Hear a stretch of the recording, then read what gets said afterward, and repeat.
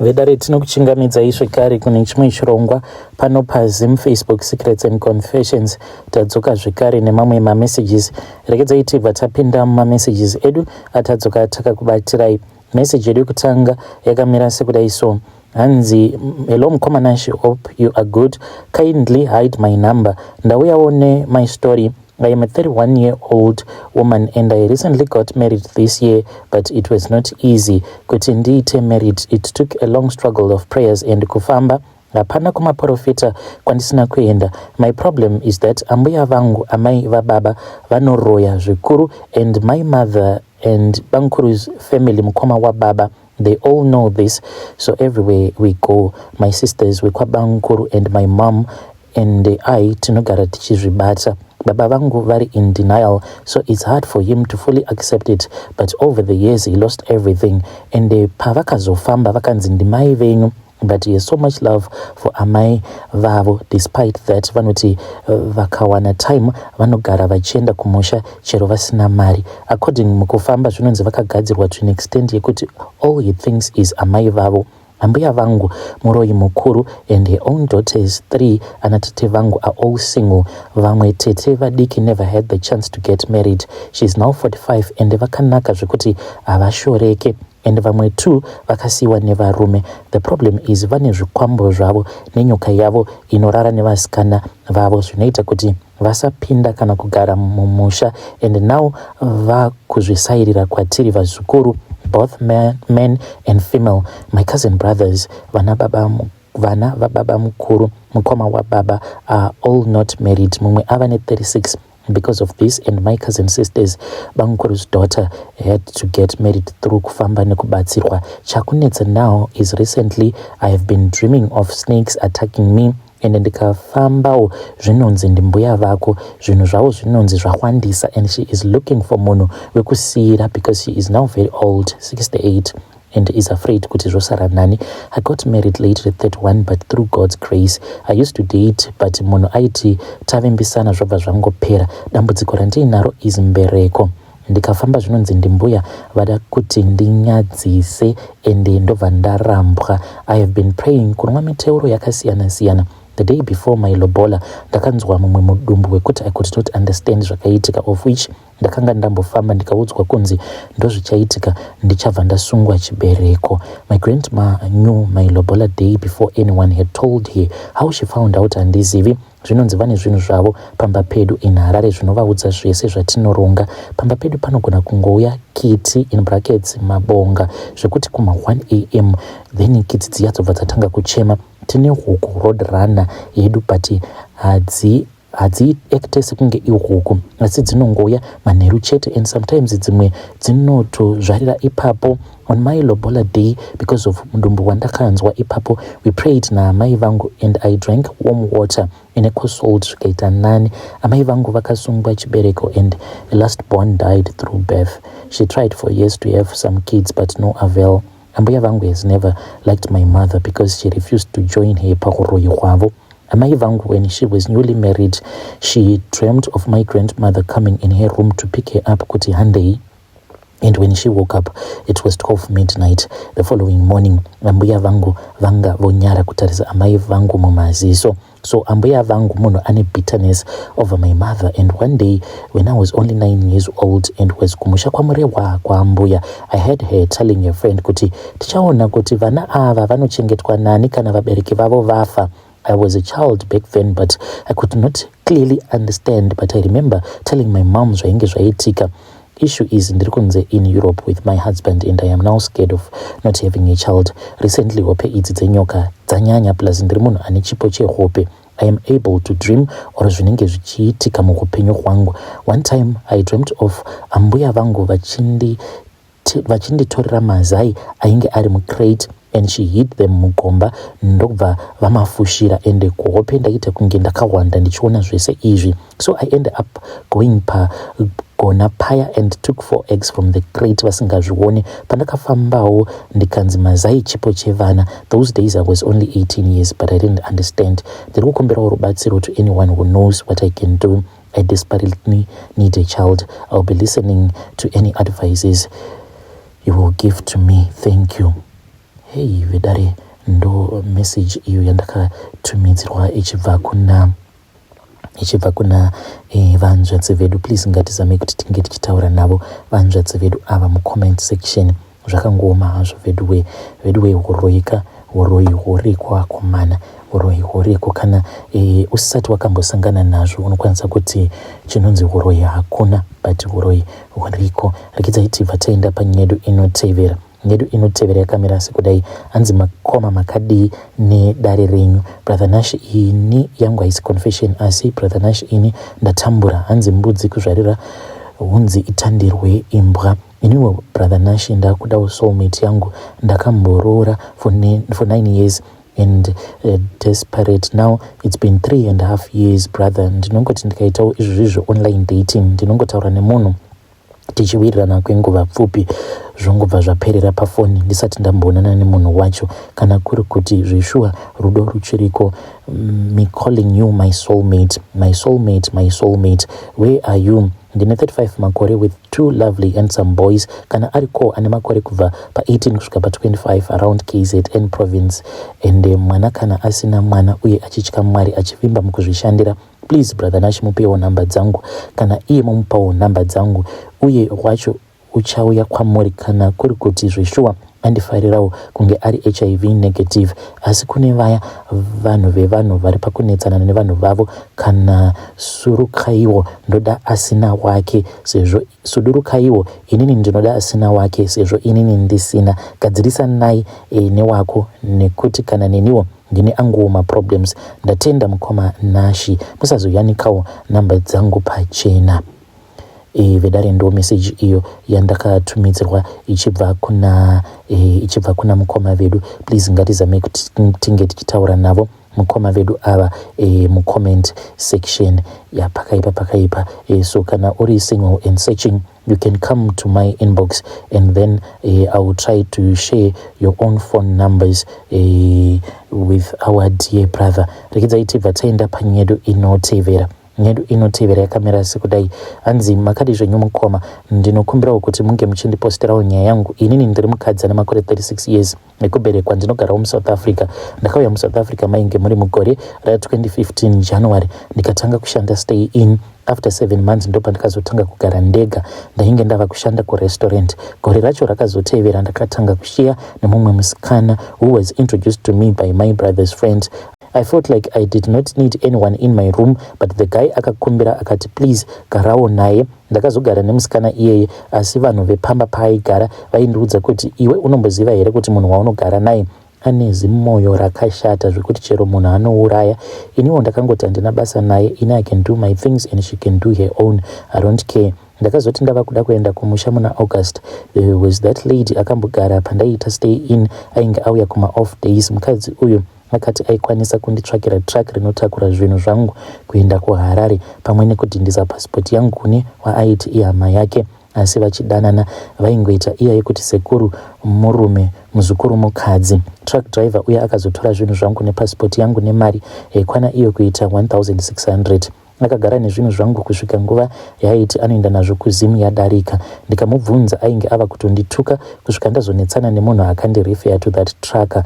Ndakazorega kutaura naye mukadzi iyeye pamwe chete newandainge ndava kugara naye nekuti vese vakazenge vava kudanana nematruck driver aya ekutora zvinhu zvangu. Ndakakwanisa kunotora zvinhu zvishoma zvavainge vasiya pane zvandainge ndakavapa. Zvavaida vakangotorawo. Ndakazotanga kurwara nemusoro zvaisanzwisisika zvokuti musoro uyu waigona kungorwadza 3 hours chete mukoma. Asi pa 3 hours ipapo ndinenge ndanzwa nawo musoro. Ndakamboti rimwe zuva ndiri kubasa dzainge dziri kuma 12 ndakangonzwa musoro kuti ndokubva ndatopera simba paya. Ndokubva ndarara kusvika kuma 2. Ndakazomuka kuma 2 ndichienda kustaff room kwandainge ndasiya foni yangu. Wanikwe painge paine 2 missed calls that truck driver uya. Ndikati rekedza indike ndichifona pamwe ari kuda kundipa zvinhu zvangu izvo kopi ndikabva ndati zvimwe kuda ari kuda kundipa zvinhu zvangu izvo kupi haana kudayira foni. Manager akazondibvunza kuti ndaivepi, ndikamuudza kuti ndarohwa nemusoro wandisina kunzwisisa. Ndokubva ati wadi kutaura, ndikati hapana chandakwanisa kuita kunze kwekurara. Achibva angoti alright, saka chienda kumba umbonozorora. That was 2016. Ndakagara but life yangu was full of drama. Ndikazotsvakirawo mumwe munhu aizopota achinditakurira zvinhu zvangu achinzi nevanhu ari honest, but taisaziva kuti itimu imwe chete. Ndakagara kubva ipapo kusvika 2022 ndingori munhu wekungonzwa musoro usinganzwisisike. Ndakambotsotswa shuga nefoni natrack iyeye, ndikamubvunza zvinhu zvangu akandibloka. Ndakaenda kuZim, it was 2019 to 2020 holiday. Then ndikabva ndaona traka uya nemukadzi ainge akapfeka zvekumasowe vachibva vandidzipa pahuro pangu pachibva paita sepane chinhu. Ndakagara nguva yakareba ndichingonzwa zvinhu zviya, asi ndakati newangu mutupo wandinoyera ndikwati rega ndiudze driver uya kuti ndakuonai zvamandiita usiku mandishanyira munoroya zveshuwa. Akati hazvizivi, asi ndakamuudza zvese zvandakaona kuhope. Akazondifonera truck driver uya, it was in 2022 August, achinditi unonamata kupi? Kwaunonamata ndinoda kuendawo ikoko. Akarondedzera zvese zvaiitika mulife mangu since 2016 including yekuzodonha kubasa. Akati iye missed calls kwaiva kufona kuona kuti mabhomba asvika here. Akati iye zvese zvaiitika muupenyu hwangu ndivo vaikonzeresa, pamwe chete nemadriver ekutora zvinhu zvangu. Obva atanga kundituka aya. Mwana wake ainge akamborohwa nemota 2019. Akati that accident was meant for you, but pane zvese zvatinokuita hapana kana chinoitika kwauri. Akati zvekare vanhu vanofa munharaunda yatinogara ndivo vanouraya, vanokonzeresa maaccidents, chero HIV neSTI vanokonzeresa. Asi inini akati taedza kukuuraya zvikaramba. Akaverenga kuti anoita zvinhu izvi vari 4, asi ndiye ainge ari mukuru wavo. Ndakamuti saka mukauraya munoita sei? Akati tikauraya munhu tinofanira kuti timudye, ende zvawaiti wakaona ichokwadi. Chitora nhamba dzaamai wavakaona ndimaidzimai. Kana paine munhu watinenge tichida kuuraya tinobatsirana navo. Akati iye avakuudza vamwe vake kuti vachisiyana nekundiroya nekuti ava kutotya. Akati akabva kuZimbabwe kune n'anga yamandiriri, asi ari kushamisika kuti inini I am still standing. Saka akati iye he gives up on me. Vamwe vake kana vachiri kuda kukontinya kundiuraya, iye pache zvake akundikana. Akazoti chitaura namadzimai vaya vandainge ndakarota vange vachikubvisa izvo zvatakakuita, asi ini ndakangotaura navo vaingoti ndokuyeresai madzimai, asi handina kuendako nekuti pavakandigadzira ndainge ndisipo. Saka kana vakuda kundibvisa vanotadza nei kubvisa vasipo? Ndakabvunza zvekare truck driver iyeye kuti ko vakadzi venyu vanozviziva here kuti ndo zvamunoita? Akati tinoita tese nevakadzi vedu. Ndiyo imwe nyaya yangu iyi mukoma. Ndinokumbirawo kuti munge muchindipostirawo makaviga chitupa changu. Ndine dzimwe nyaya 2 dzandichazokupai. Kwanhasi ndati ndikupei 1 iyi, uye kana paine anokwanisa kundibatsirawo kugadzirwa kwandakaitwa oro anoziva nyanzvi dzinobatsira andiudzewo. Ndichange ndichizoteverera mucomment section kana muchinge maposta nyaya yangu. Hey, vedare ndo message iyo yandakatumidzirwa ichibva kuna vanzvadzi vedu.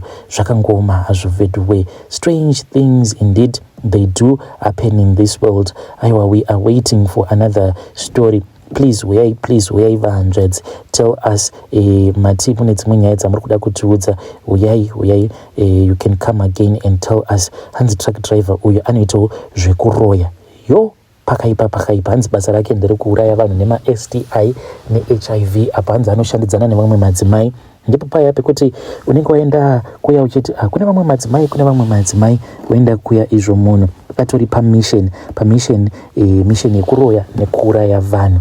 Strange things indeed they do happen in this world. So mukoma vedu vaya vazonditextira zvekare message vaya vakaenda kumusha. Hanzi saka ndamirira kuti ndinzwe kuti after 2 days ndonzi kudii, but change is there. Ndofunga hangu kuti ndichazokuudzai kana ndava kuda futi kudzoka. Now ndapiwa matablets ekusuka maronda mudumbu. So let us thank God for that.